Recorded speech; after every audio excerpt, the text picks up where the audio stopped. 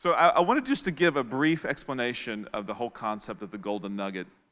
The golden nugget is something that within your career, at some point in time, you had a deep insight that completely shifted the way in which you saw the world, the way that you saw individuals, the way that you saw your organization, or the way in which you were framing the field of work that you were in. And this piece of information is something that created some sort of transformation in your practice and the programs that made a difference. And so these golden nuggets are something that are really quite, they don't happen often. They could happen several times in your life, but it's something that's quite pivotal. The thing about a golden nugget is that usually they're transferable. So even though you're working within a specific domain, whether it's education, whether it's in the banking system, or any other industry, these particular pieces, these golden nuggets, apply to all other domains. And so that's what we're trying to capture. We're trying to capture those pieces that were really transformational, that we can take, and really then how does it connect to SIA and how we can apply it here and learn those lessons. We're capturing this on video. Eventually, not everybody is speaking on the panel today. By the way, if you'll notice the, I'm told, okay, I'm supposed to be here so I can be seen. You'll notice today that the people on the panels are the international group, and the local group is not speaking today. And the reason for that is because you're not off the hook. We're going to be using you at other times. but while we have the international group here, we're going to utilize their expertise, and then over the course of the next years, we're going to be using your expertise in different forms and different panel discussions. So you're not off the hook. But we'll go ahead and get started. So we're starting, the first one off is our conversation on early childhood. And Professor Ger, if you would like to come on up. And I'm not going to introduce, you know everybody by now, so I don't need to introduce anybody. Professor Stephen, come on. Okay. And then Mike Thompson, come on up. Yep, that's the, this one? And then obviously, Ms. Najla is going to be moderating, and so thank you so much for doing that. Thank you. You get a little pass temporarily since you're moderating. So you can't give me any more homework for the next few months. Yes, yes, you're off the hook for a little while, so, but thank you. Thank you. Very good morning to you all, and I hope you all had a restful evening after the incredible board meeting in the presence of His Highness yesterday. And I just want to reiterate Dr. Muhadditha's words and express our deepest gratitude and our deepest appreciation to Dr. Muhadditha, Khawla, Metha, the entire team at the Sharjah Education Academy for putting together such a wonderful retreat for us. I'm really thrilled to be moderating this panel on early childhood. To be honest, it's a new topic for me, so it's also an opportunity for me to learn from some of the best people in the field from around the world. And my hope is that this panel won't be one about data and policies or just about data and policies, but one that we will share personal stories, deep insights, and ideas on how we can improve the most formative years of a child's life. And so with that, I thought I would share a story or an anecdote that I heard many years ago, but that has stayed with me and I think could be an interesting way to open the panel. So the story goes like this. There was once a CEO who hired a recent graduate from university. This graduate had graduated from a good university with a good degree in business. And so he was quite excited to have him on the team. But the CEO quickly realized that although the graduate knew all the theory around business, when it came to actual skills, he was failing to deliver. So unless he was given step-by-step instructions on a project, he couldn't do it. If he faced a challenge on the project, he froze and gave up. And if there was a new technology or a new business to learn about, he wasn't too interested. He wanted to stick to his comfort zone and what he already knew. And so the CEO obviously got frustrated and called the university. And he said, what are you guys doing? You're sending us these graduates that have degrees, but they don't have the skills that we need to basically thrive in the workplace. And the university said, hey, you know, we're doing our best. We can only work with what we've got. Ask the high schools, it's their problem. And so the CEO said, okay. And so he called up the principal of the high school and he said, why aren't you preparing your students for university? You know, they're unable to perform in the workplace because you're not preparing them for university. And the high school principal said, hey, listen, we're trying our best, but honestly, if they don't have the foundations from primary school, there's only so much that we can do. And so the CEO, of course, called the primary school principal. And the primary school principal said, well, the real foundations aren't built in primary school, they're built in nursery and KG, so ask them, it's not our problem.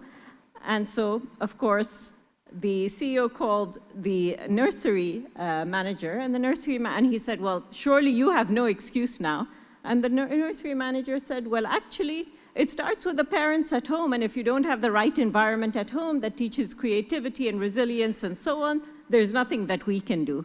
So you get where I'm going with the story. It's obviously not a true story, but it's meant to be a humorous but powerful reminder that the early years are so critical. And whether it's home or whether it's, you know, early childhood education, what we do for children between the ages of 0 and 8 will truly set the foundation for them for the rest of their lives.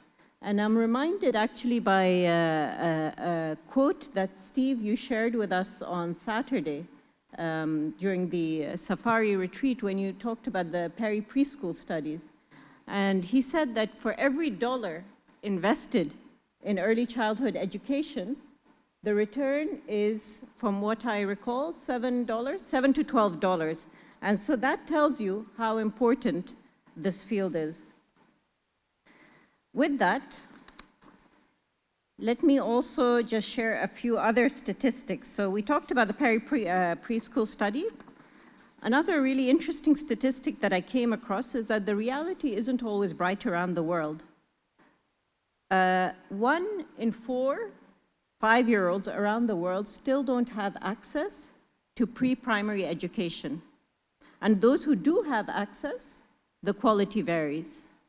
And I'm saying all this to just emphasize and to highlight how extremely blessed we are here in Sharjah to have a visionary leader like His Highness Sheikh Dr. Sultan bin Mohammed Al Qasimi, ruler of Sharjah, who recognizes the importance of early childhood and who has spared no effort in ensuring that children have access to the best ecosystem possible to nurture their growth. In the book that Dr. Muhadditha shared with us on Saturday, there's a quote from His Highness, which the team has translated beautifully into English. His Highness says, leading nations must prioritize the upbringing and care of their children, for they are the ones who elevate their countries and surpass their peers from other nations, much like towering buildings that can only stand on solid and stable foundations. With that, allow me to very briefly introduce today's panelists who bring years of experience and deep passion for this work. They've seen firsthand how early education can transform lives, and they're here to share their insights with us. We have Ger Graus, a renowned educational innovation advisor and the first global director of education at Kidzania. We have Mike Thompson, CEO of Childbase, and we have Stephen Barnett, founder and senior co-director at the National Institute for Early Education Research at Rutgers University. With that, if I could ask you, Ger, to start with your golden nugget story, how it has impacted your life, your career, your practice, and what some of the learnings could be for us here at SIA. Yes, it's working. You're working now? Yes. Cool. So I've passed my first test. Thank you for having me. Okay. Yes. Yeah. Thank you. You just keep telling me. Is that better? Good. I'm going to pass the second test. It's a privilege to be here. Thank you so much. My golden nugget is probably overcooked, and it's certainly It's certainly been cooking for a long time. So these things kind of happen, don't they? So I'm a secondary school teacher by trade, a practitioner. And what happened, a language teacher. And I taught predominantly in areas of, these things are always relative, but significant disadvantage in England. And what happens over time is that you begin to realize that there are issues, challenges to do with young people. And when you begin to look into them, you realize that those challenges start earlier. So if you work in a secondary school, what we try to do is we try to fix all the challenges that our young people face within that span of time of 5 years or 6 years. And as you begin to realize that some of that goes back, like your story, into primary and then back much earlier. So when I became education director in South Manchester, in one of the most disadvantaged areas in the United Kingdom, we had an opportunity, we were given a license by the then government to innovate. And at the same time, Sure Start, a government program had started. And we started to focus on families and young children, not necessarily directly on the schooling aspect of it. But we looked at, well, what are the challenges that are being faced here, and how can they be addressed? And we ended up, I suppose, with some sort of a concept of a full service arrangement, whereby we put the child in the middle, and whatever needed to be fixed became pieces of the jigsaw around that child. And that was quite a significant change, because before that, what we had done is we had served the institution and the system. We had targets and we had grades to achieve and whatever else, and they were the focus. And what this new initiative allowed us to do was to actually begin to look at how we could fix things from early on. And then you begin to think, so I kind of became an educational Benjamin Button, I suppose. I kind of kept going back, and we kept going back and back. And then I became an advocate, and then began to realize, because we also had quite significant funding at the time, we began to realize that there was something very strange that was happening. When we build a house, we start by building the foundation. And actually, we invest a great deal in the foundation, because we realize that the better and stronger the foundation is, the higher we can go. What we do, not just in the UK and not just in England, is the highest investment lies the closest the young people are to their examination. So the 15-year-olds in England and 16-year-olds carry a great deal of money. The 2-year-olds carry no money whatsoever. And so we became advocates for that to change, and then started working internationally with organizations like the Fondazione Reggio Children. And the only other thing I would say in this, and this is a very important lesson for us, was we must quite deliberately distinguish between schooling and education. Because the minute we confuse the two, we are losing the plot, because we are beginning to serve the wrong people. The key issue has to be that we are accountable to the child, to the family, and to the community, and that the system, the structures, and the policies are there to serve those, and they are not the masters. And that, incidentally, is very difficult because of all sorts of pressures. So my long golden nugget was that I grew up the other way around, and I went back.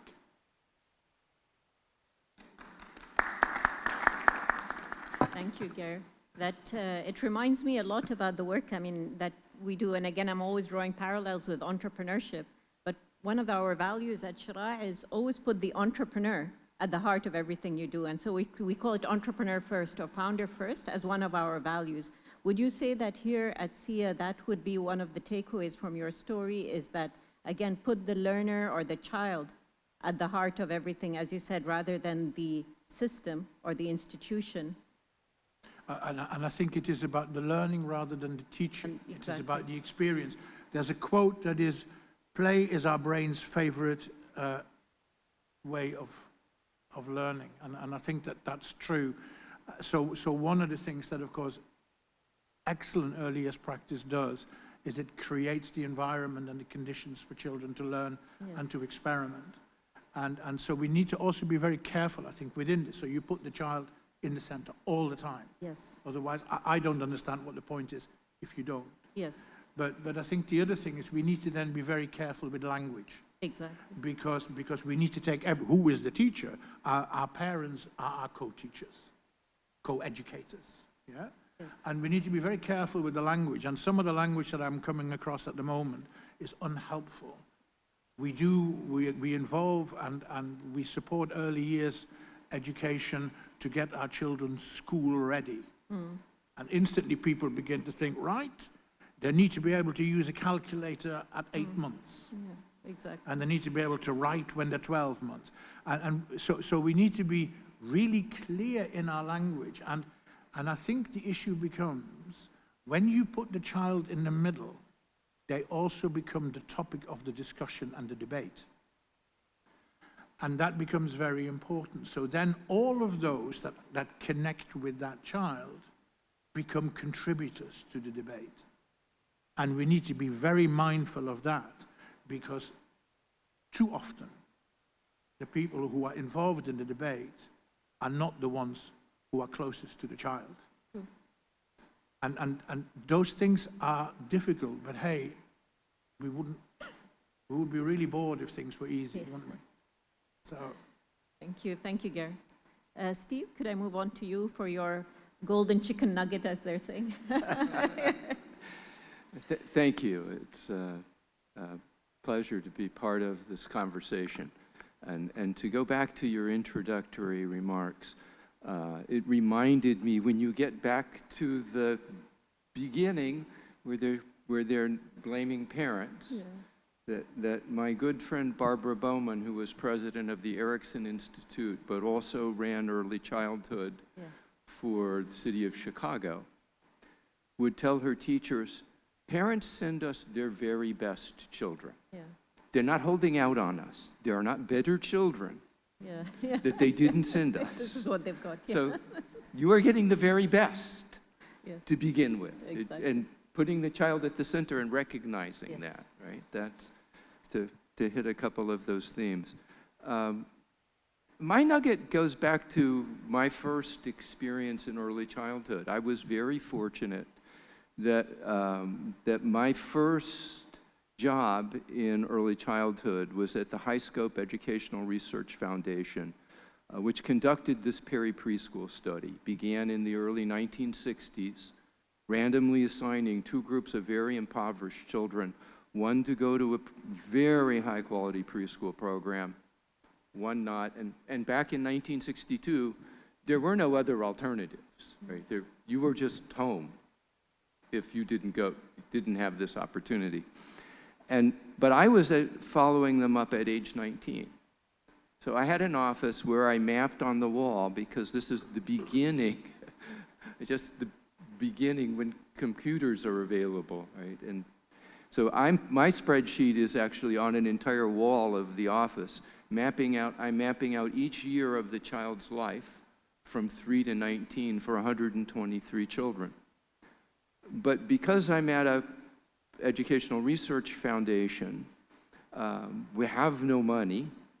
I'm in the same building as the demonstration preschool program that people from all over the world are coming to visit. And there's no door between my office and the hallway to the preschool, so I can hear everything going on. And vice versa, by the way, which is not always a good thing. While I'm mapping out these children's lives from 3 to 19 and trying to understand this, I'm also hearing everything that goes on in the preschool classroom. They have 2 graduate students teaching this, people from China, from all over, are coming to see this and to understand what is best practice. And they have a child whose behavior is terrible, had a very advanced vocabulary in a way that was completely inappropriate for an early childhood classroom, and it was constantly directed at the teacher. So every day he was disrupting the classroom for most of the day. And they pulled the teacher out and put in a different teacher. Within a week, that child had no behavior problems. And this was my first clue. I'm an economist, right? That it's not the child, you can't understand the child out of the context. If we think a child has a problem, we need to understand what are the interactions. The problem may not be the child, but the child and the teacher don't match. The child and the context are wrong for each other. How do we change what we do to fit the child rather than viewing the child as the problem? But it was also my first introduction to the power of a brilliant teacher who understood how to teach that child, what was going on with that child, how to reach the child and structure things, interact with him in a way that changed his behavior and brought out the positive things. So this realization, right, then connected with the theory from Urie Bronfenbrenner of person, process, context, that you can't understand. It's not the child, it's not the curriculum, it's not the broader context. You have to understand the interactions. And this is not the exception, it's the rule.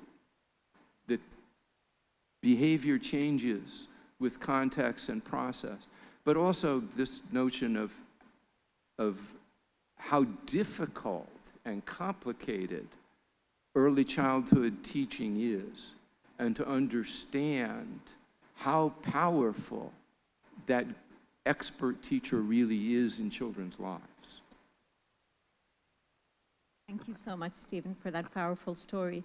And it reminds me of, I guess, a topic that has been talked about a lot, which is really personalizing the learning to the child, rather than, which is what we've been doing for decades now, fitting the child into particular systems.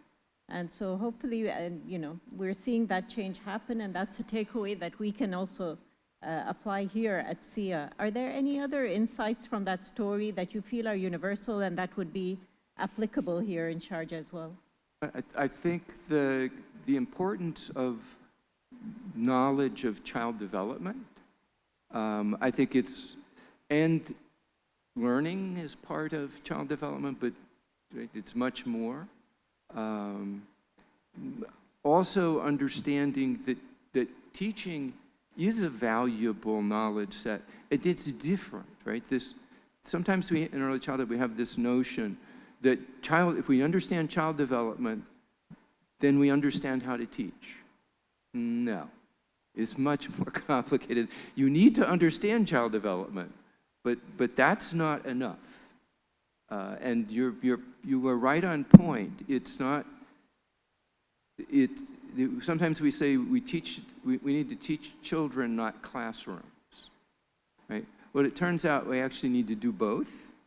Right? We need to be inside each child's mind and understand what it is that each child needs to make the next steps. And how do we provide that? But how do we provide that in a context of activities for a group of children and understanding the group interactions and not just one child at a time, because that child is going to be different depending on the group. Right? And so grasping this complexity and what it is that you need to prepare teachers for, and understanding that if teachers can do this, the gains that children can make are just astounding. And I guess the other thing there is the importance of having high expectations for every child. Right? Because a child presents with a certain behavior, or it does not mean that we should think of that as the limitation of the child if we understand what might be accomplished if we have high expectations. And I'll just add one more thing when I'm mapping out those at the same time, right? I'm mapping out these 16 years of a child's life. I found in one child's folder, when they were first introduced, a very famous psychologist, I will not name, wrote, "This child has no discernible mental ability." I'm looking at that at age 19. That child is now in an engineering program at the University of Michigan. Someone was very wrong, who was very expert. Someone else had high expectations for that child. Right? So there's another lesson there.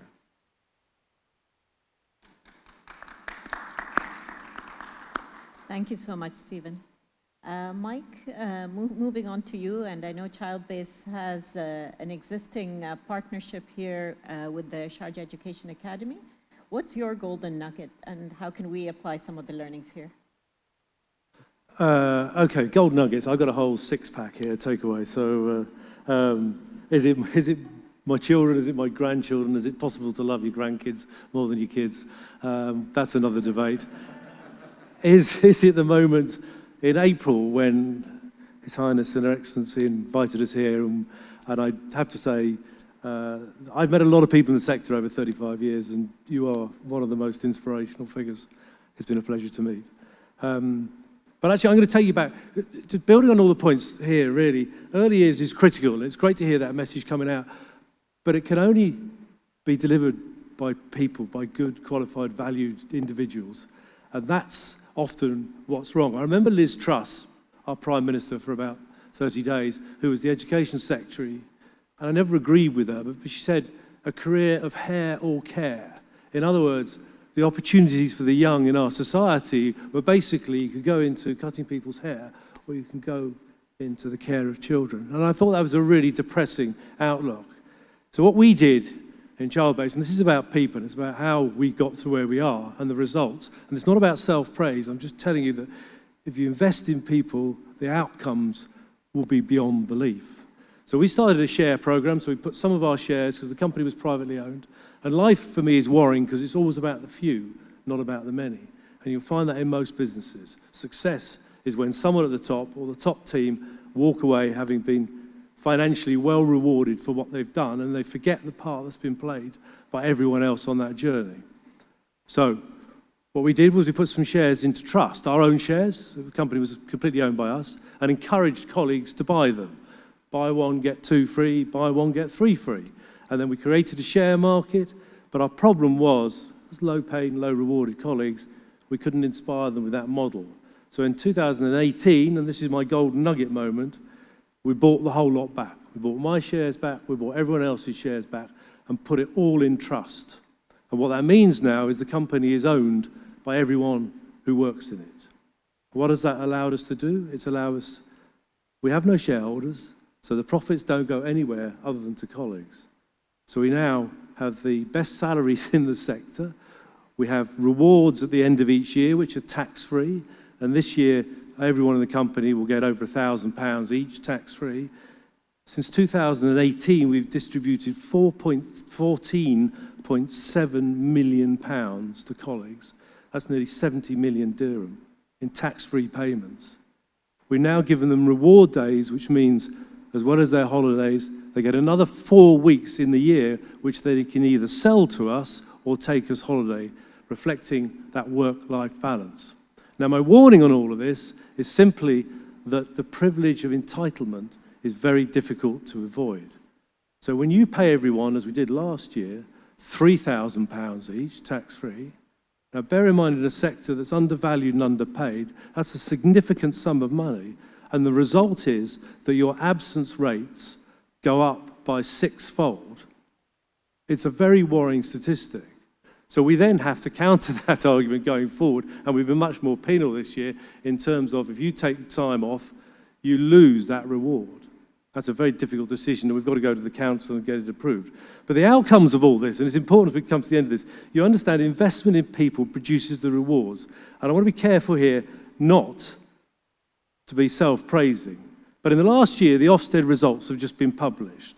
10% of the nurseries in our sector got outstanding. So the grading outstanding, good, requires improvement or inadequate. Childbase got 75%. 12% maintained their outstanding status, Childbase was over 80% in the year. We now have the lowest turnover in the sector, and it was worrying to hear your statistics. It's now for the first time dropped below 20%. We were the Times top 100 best company to work for 2 years. Now you consider that in the childcare sector, we're the only company ever to have appeared in that list. HSBC, Iceland, Hilton Hotels, Barclays Bank, and Childbase came out top.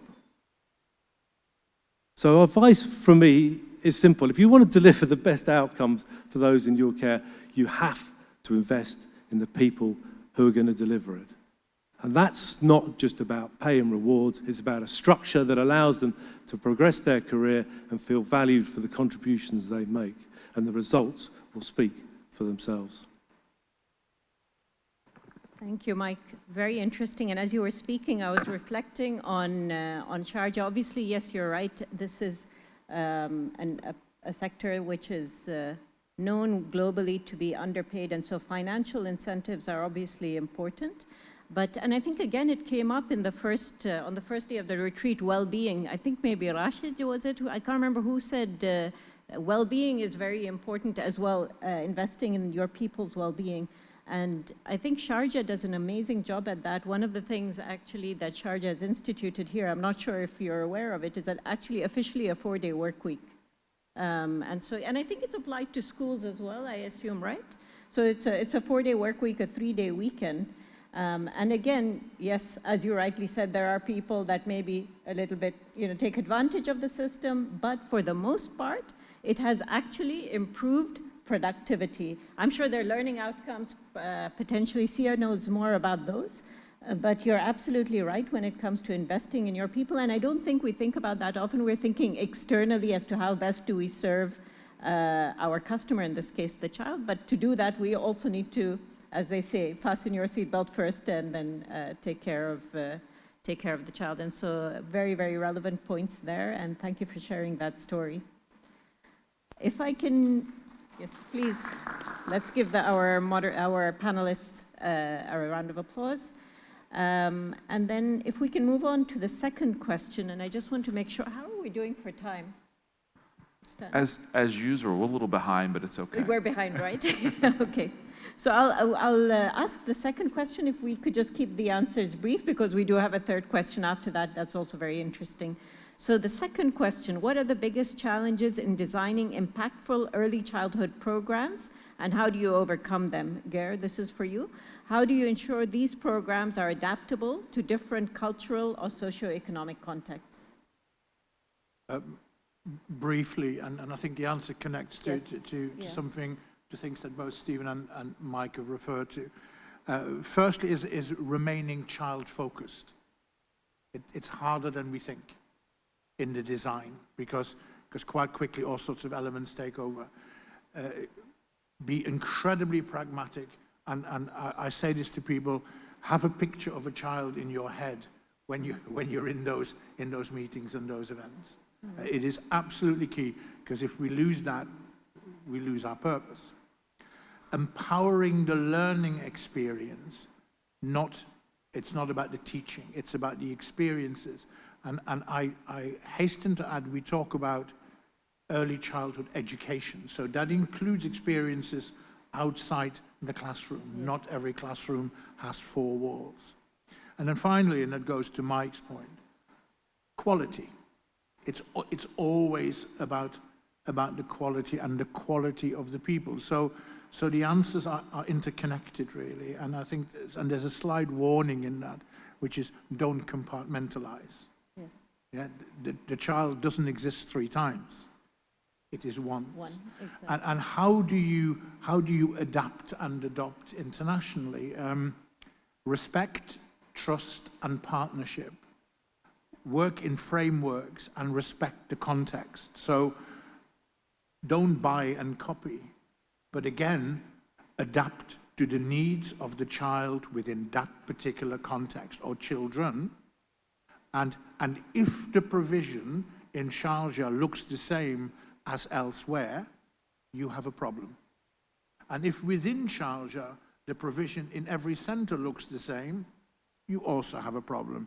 So those measures are very pragmatic, but But I would turn around, stand up to everybody and say, before we do anything else, you have to have a picture of a child in your head and make that the starting point.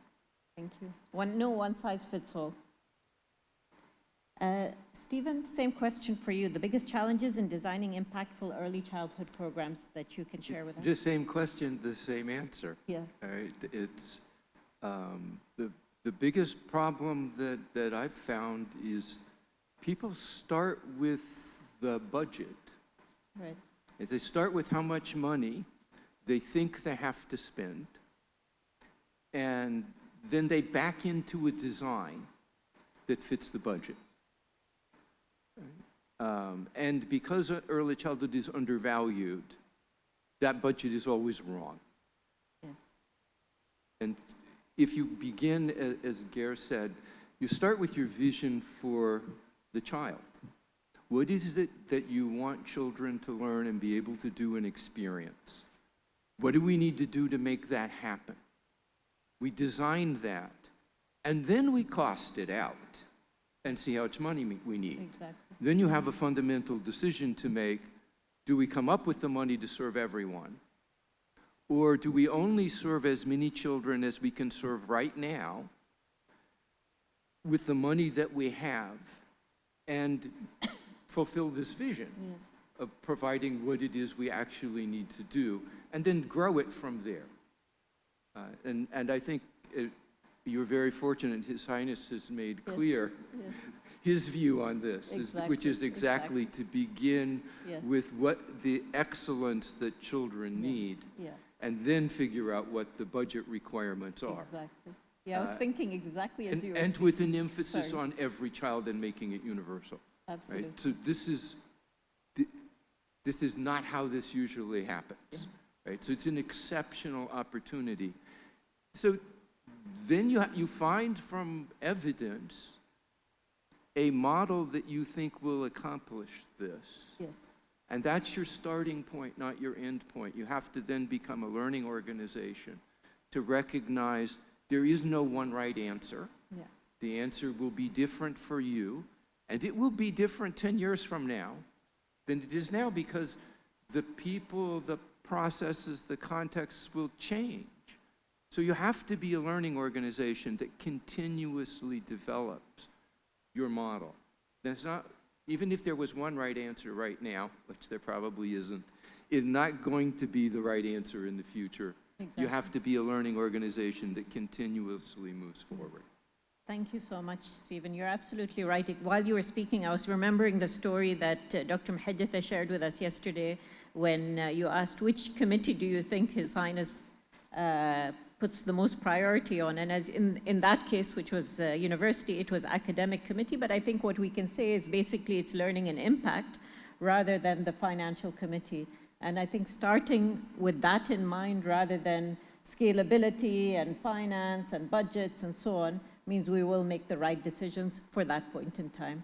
And very interesting on having a learning mindset. It's something that we obviously encourage a lot for children, but need to remind ourselves that we need to have that same mindset as well. Mike, similar question, but slightly different.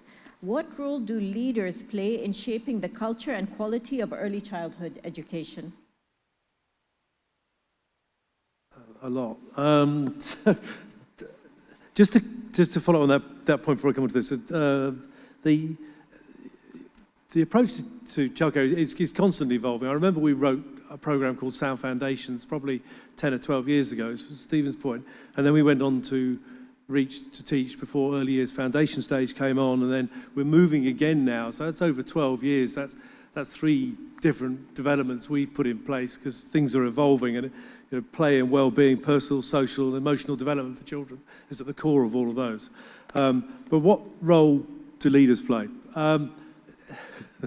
Leaders are very powerful people, and it's a question of how you use that. The ability to make people feel very good about what they're doing and very poor or bad or unappreciated happens in a moment. So you have to be very careful how you conduct yourself. And therefore, the investment in the people at the top is all the way through is crucial, but you've got to give people the belief in the decisions they make and allow them the responsibility to carry on and do that. I don't run a business, and I've never believed in running businesses that are dictatorial. You allow people, along the way there's going to be mistakes, we've seen a lot, but actually it inspires people to believe they're part of the journey, and therefore actually the outcomes are down to them. If the success heads all one way, which is towards the top, then that'll never actually breed a great environment. We talk a lot about over here, again, sorry to keep bringing it back to entrepreneurship, but that's the field that I'm in. But we talk about fear of failure.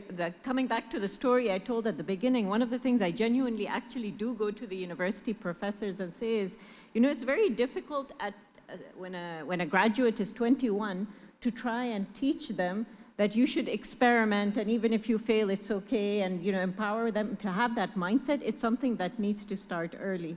But coming back to exactly what you're saying, we need to provide that mindset of experimentation in our organizations and allow people to try and to fail sometimes. You do, and I mean, I think we're very lucky here. Howler and Midfa are very, very, very good with people when they're out and about. But equally, I look back and I think to myself, God, some things I've done as decisions I made, you look back. The financial consequences, one should, you know, I can think of a few actually, but at the end of it you learn and you move on, and hopefully they're forgettable, and life is better from having experienced those failures and actually learned from them. And you should encourage everyone to do that. Absolutely. Thank you, Mike. I'm going to combine the last question, the third and the fourth question, because I do want to leave time for Q&A. I'm sure everyone has a lot of questions for our panelists. So final question, and maybe Mike, I'll start with you, just to break the flow a little bit. What do you see as the most critical challenge facing early childhood education in the next decade, and how should we prepare to address it? And then more broadly, which is the one piece of advice you would give to help or support SIA in becoming a regional leader in early childhood education? So the most critical challenges for facing early childhood education in the next decade generally? People, it's about what we talked about the other day, generation, whatever they're called, that are coming through. I look at the UK, which I think is reflective wherever you are in the world. The issues of qualified people in our sector is very, very difficult at the moment. There is a huge shortage. So how do you deliver the outcomes when you haven't got the people in place to make it happen? So our academy is helpful, and I think that would be helpful here. So you train your own people, give them qualifications. But I don't know how you square that circle, to be honest with you, when we're trying and we're making some real progress. But at the end of it, someone's got to pay. Yes. Yeah. And for us, I'm not going to get into politics, but some huge changes by the government recently, and the impact on us is massive. So who pays for it? The parents have got to pay. So therefore, childcare becomes more and more unaffordable for the majority of the population, which is Ger's point, it needs to be available to everyone. Yes. And the challenge for you here as well, I think, is that massive expansion plans, which are fantastic and all the rest of it, but they have a financial penalty. As you can see, we approved the budget yesterday, which was expensive, which was a great commitment.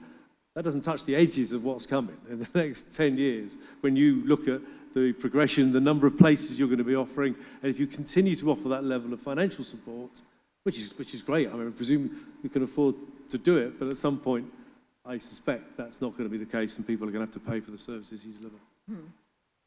And then more broadly, one piece of advice you would give to SIA to help them become the regional leader in early childhood education. Would it be people again? Or? I would echo what His Highness said yesterday. I loved it. As he's a bit like when I was sitting in meetings and people complain about this, that, and the other. In the scheme of it, that investment is nothing compared with the outcomes. Yes. And I would continue to adopt that policy. That whatever. I mean, look at the vision here. It was just what it's going to cost. That's not the point. It's what it's going to deliver. Perfect. Thank you, Stephen. From your end, what would be the most critical challenges facing early childhood education, and then the one piece of advice you would give SIA to become a leader in early childhood education? That is a really difficult question. Stan came up with that. Right? I'll take the blame. Yeah, some ways, to echo Mike, the lack of money is the root of all evil in early childhood. But money isn't enough. And so there is not, I think there's a tendency to think that we can focus on one thing. There is no one element. It's creating a system, and it really is true that the cost of not investing in the foundation years is huge compared to the expense of an excellent program. But no one sees those don't appear in any one budget. They're not, people aren't aware they're paying for the costs of lost productivity, of disconnection, of the lack of social cohesion, of, poor health, right? Exactly. People will live longer, healthier lives if we provide better for their development in the first 5 years. And if you think about how big healthcare costs are, right? But we don't make that connection. No. Right? If you can make that connection, but then you still have to have this plan with all of the elements required and execute that. Yes. And to do that, I think programs need something. I call it a GPS. Yes. Right? The function of a GPS for me is, first, we don't argue about who got us lost, right? And think about in an organization and in trying to change education, how often essentially we're arguing about who got us lost. Right? So GPS tells us where we are. We don't argue about how we got there, and it gives us step-by-step directions for how to reach our goal. Now, of course, we have to have set that goal in very clear terms in order to have a GPS that can take us there. This GPS is the continuous improvement system you need to create for the organization, for the nurseries. Right? But I think if you think about it that way, no blame. Yes. It's not about blame. It's about us using our resources to find our way back on the path and to be an experimenting organization, right? As someone who conducts experiments, I'd say half of ours fail. Yeah, exactly. You get used to failure, right? That's how you learn, right? And so not being afraid to fail, to get off your path and see that it's not taking us in the right direction, but that we have a set of tools that take us back on our path so that we're constantly making progress. You can do that for the nurseries in Sharjah. Yes. We're very lucky to have, again, a visionary leader in His Highness who sees the long-term benefits. But it's actually very difficult because, as you rightly said, these outcomes that you talk about, lower crime rates, better health outcomes, these are lagging indicators. You don't see them tomorrow or next year. You see them years from then. And so your GPS builds in leading indicators that are in fact predictors of the long-term outcomes you want for children. Social, emotional, cognitive, the things that we typically don't measure, like attachment to school, empathy, right? So this is now doable. Exactly. But most organizations don't do that. So the importance of having that GPS, and also the importance, as you rightly said, of knowing that there isn't any one particular lever that's going to solve this. This is an ecosystem, ultimately. There's no one solution. Yes. You have to have all of the pieces in place. Exactly. Thank you so much, Stephen. Ger, last but not least, the most critical challenges facing early childhood education in the next decade, and one piece of advice for SIA to become a regional leader. The challenge for me, whether it's early childhood or education in general, is equity in the broadest possible sense. We are perhaps more so now at a point where we can also, through the use of technology, begin to address some of the issues of equity. We're going to go one of two ways, I fear. The gap either is going to get much wider or collectively, and that's not just about government, we're going to narrow that gap. And equity isn't just about rich and poor. It is about boys and girls. It is about black and white. It is about urban and rural. It is about all those things. And in order to tackle that, and I keep going back right to the beginning, we need to put the child in the middle. In order to personalize, to make things better, we need to know our children beyond the grade. So we need to look at measures and baselines quite differently. And that requires, I think, a significant degree of courage, but it also requires, again, that question of who are the contributors. I'm an optimistic person by nature, but I'm very worried that the gaps are going to get, not just between rich countries and poor countries, but also within, that the gaps are going to get wider. And we need to not make that a big policy statement, but we need to, again, look at the young people, their families, and their contexts in order. The piece of advice, who am I to give that piece of advice? But children are born competent and capable, and the child is not a citizen of tomorrow. The child is a citizen of today, and it has rights today and entitlements. And all of that last bit sits in your vision, in your ruler's vision, and it sits in your country's vision. And my advice would be, live the courage of your conviction, and at times ignore what other people tell you. Live the courage of your conviction and measure what you value. Yes. And in a sense, to all of those that are connected to the children, report against division and the values and principles that are connected to that. And in an appendix, report to PISA and all the other bits, right? That would be my advice. I like that we, as you rightly said, we end where we started, which is, again, putting the learner or putting the child at the center. Thank you so much for that, Ger. And I want to open the floor up to questions, although the timer says 3 minutes, but I think we've been given permission to go over. I think that's a great idea. Great, perfect. So any questions from anyone?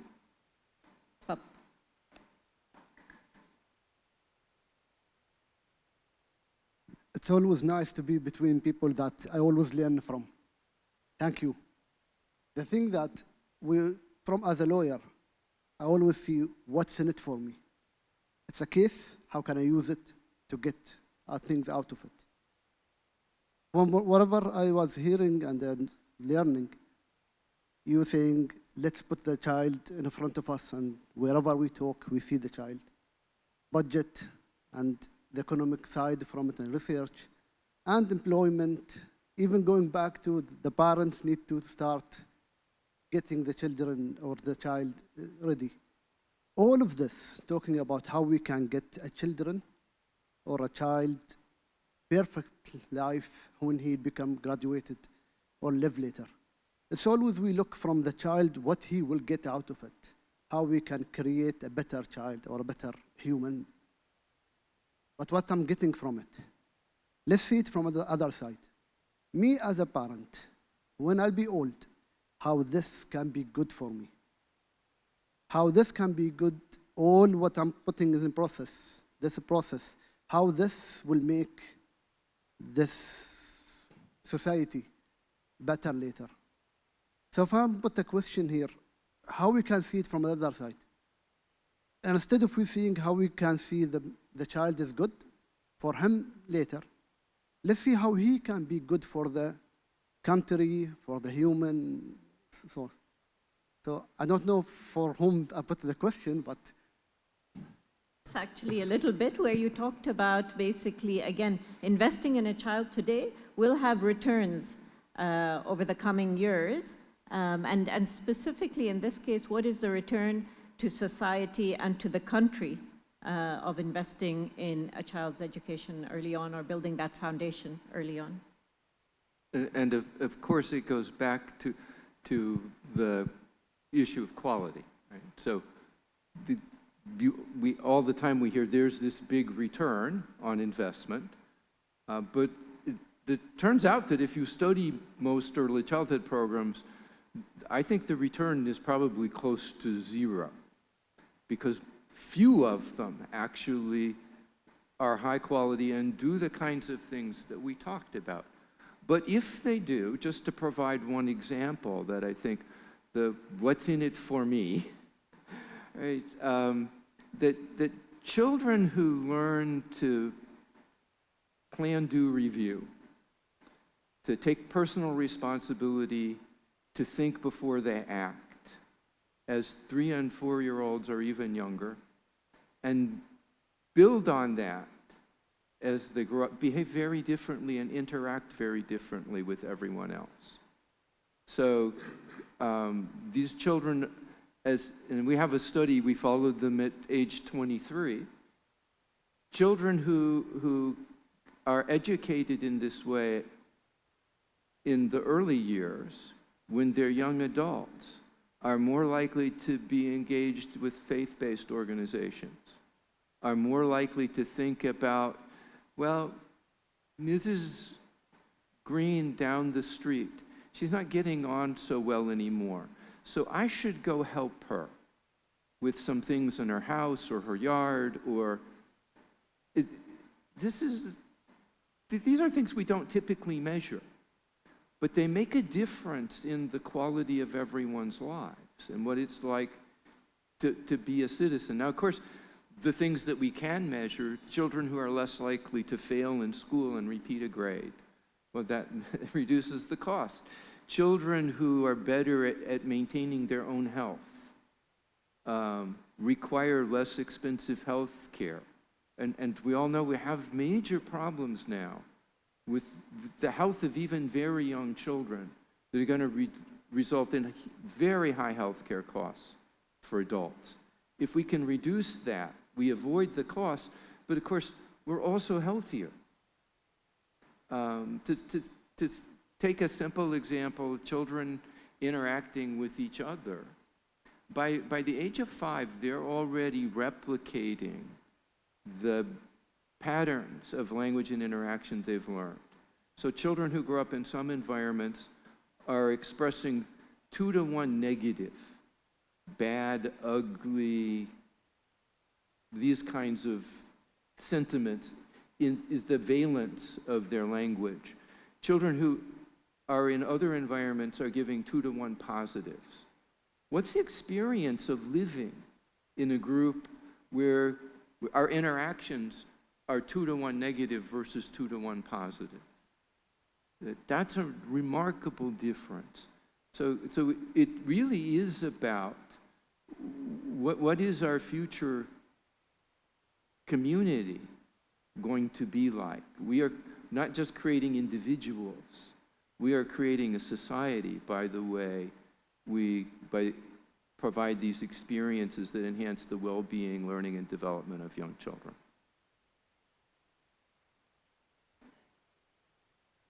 I often think about, especially now with the advent of AI, you know, we went through a period when learning was about basically education in the sense of learning facts and basically knowledge and information. And then we've been through a period which emphasizes the importance of skills. And I think the upcoming period will emphasize the importance of values as well. And I think a lot of what you are talking about in terms of what are the long-term returns, you talk about Mrs. Green down the street, and those values of empathy, those values of service are what, you know, will be so important to inculcate in those children early on, and will have returns, no doubt, to society and community at large over the years to come. But thank you so much for that question. Dr. Muhadditha? Can I just thank you very much for this very insightful discussion, and maybe going on what you've just mentioned about values, the question that we always are asked, which curriculum is the best for children, whether it's school or whether it is early childhood? I guess I'm getting at what you are also saying, that maybe I'll put the question up and then you guys can tell us. Which curriculum did you see from your experience really puts in all what you mentioned? And is it really just the curriculum?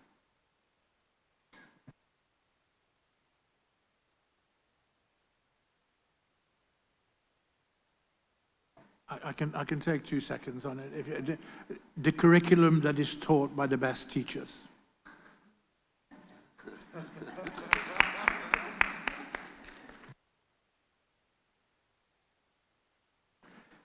There's much truth in what Ger said. There is, if you try to study different curricula, even with the best guidance, there is more variation within a curriculum than there is between them.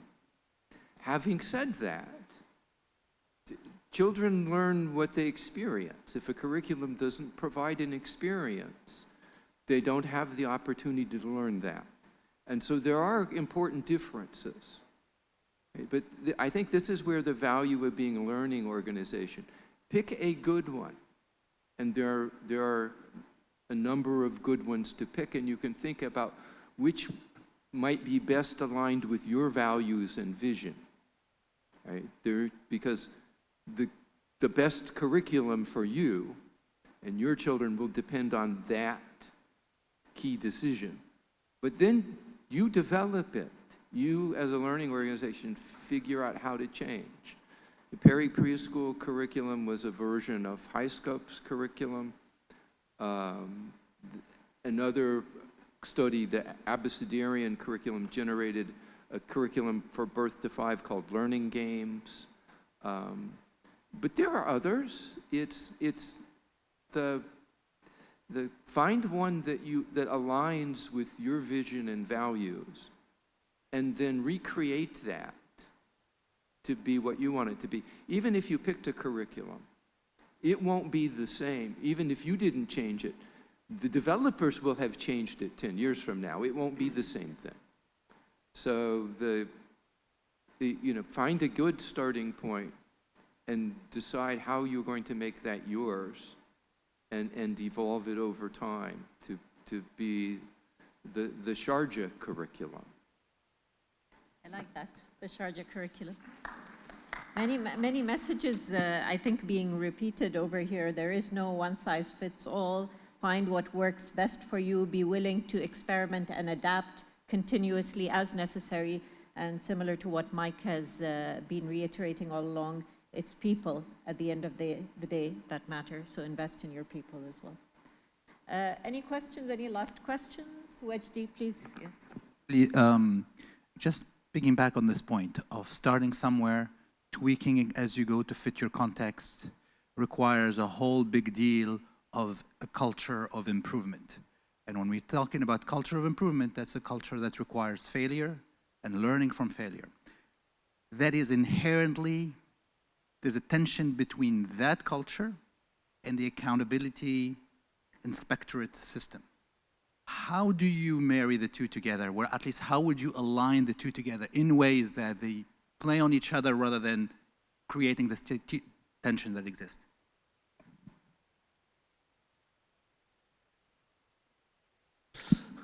I'll open it up to whoever wants to jump in. Sorry, let me be clear. What was the point you were trying to make? Is how to create or be working in an environment that allows full failure and embracing failure in ways that you're learning from it, while at the same time you're guided by policy or by a structure of inspectorate and accountability. You'll never get there. I mean,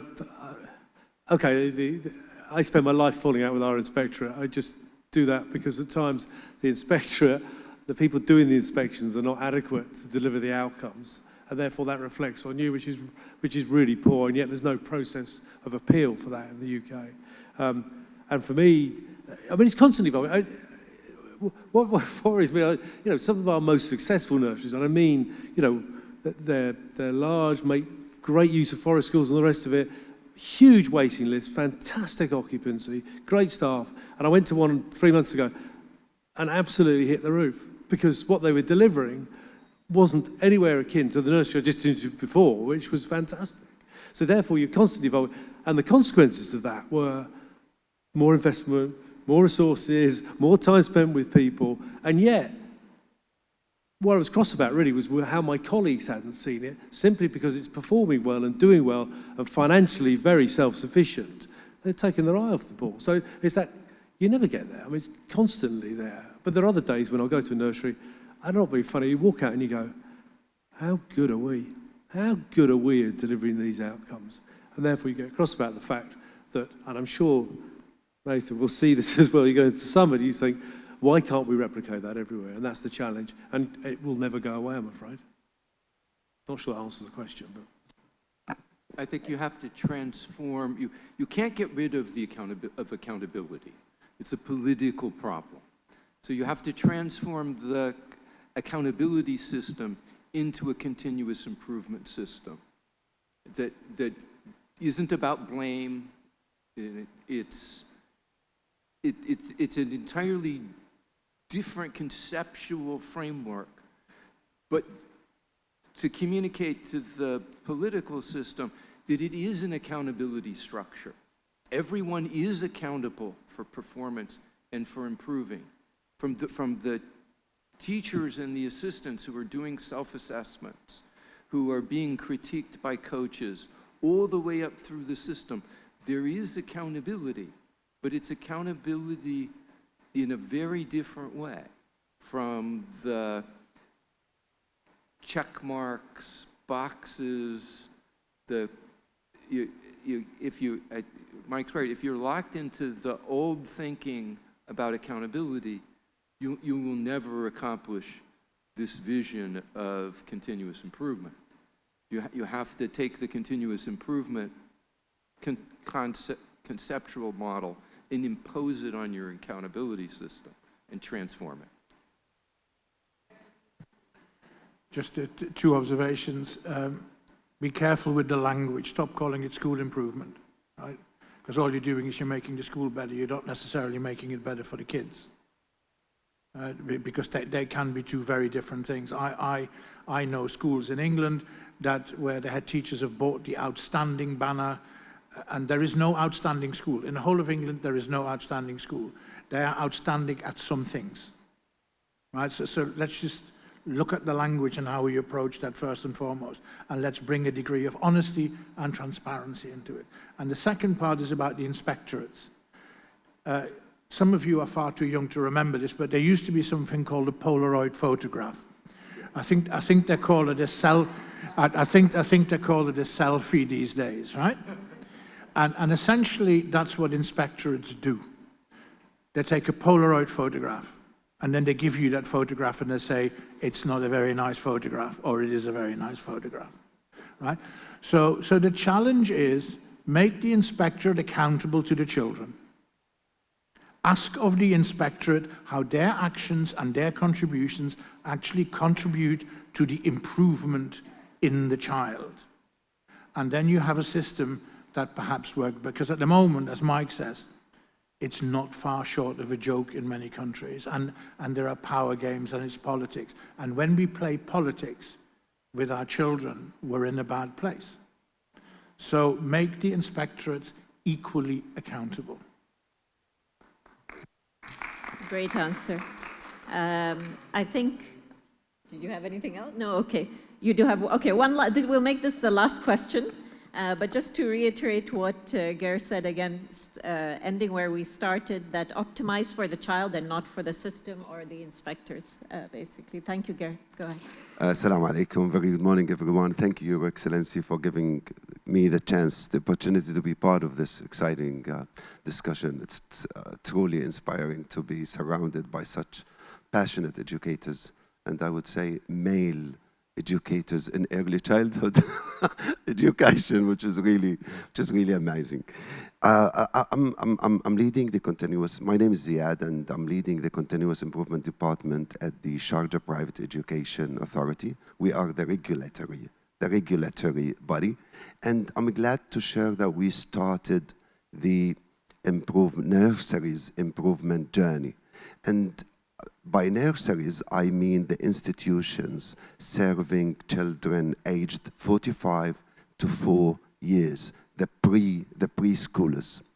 The context in Sharjah is quite, just to build on Her Excellency question, the context in Sharjah is quite unique, diverse. The nurseries follow different curricula, serving multicultural children. In such a context, what is your advice? What advice do you have for the regulator? And again, we are a unique regulator because we're wearing two hats, regulator and improver in the same time. And I'm talking about private and public nurseries. The nurseries belong to SIA are the public ones, the government ones. The ones in Sharjah are the private ones. So we're talking about nurseries at the system level. Thank you, Ziad. Go ahead, Ger. Just very briefly, I think part of it is a mindset thing. Okay, so my wife's school, my wife's the head teacher of a school in pretty challenging circumstances in Sheffield, in the 10% most deprived areas in the country. When she became a head teacher many years ago, the school was entirely white. It was white, local, working or non-working class, whichever you want to call it. Now the school speaks 26 languages and growing. Now you have a choice. You either see that as a problem or you see that as a brilliant opportunity. My wife and her governors, and for that matter, the Polaroid photograph takers, agree with it, that the school is now a much better school for the children and the community, and also in attainment terms, than it was before. So make the outlook an optimistic one. Know your children and your communities and families well, and begin to think of the schools in the terms of Barcelona Football Club, Mesca un Club. Barcelona Football Club is owned by its members. Create Mesca una escola, create something that is more than a school and that serves its community. I think there are huge, exciting opportunities in multiculturalism, for example, that by some people are seen as problems. Use it to make it better. It's such an exciting chance you've got. And grow it from there. And actually, do you know what? Whether they're private or whether they're state, they're full of children. Thank you, Ger. Stephen, Mike, any final thoughts on that question before we close off the panel?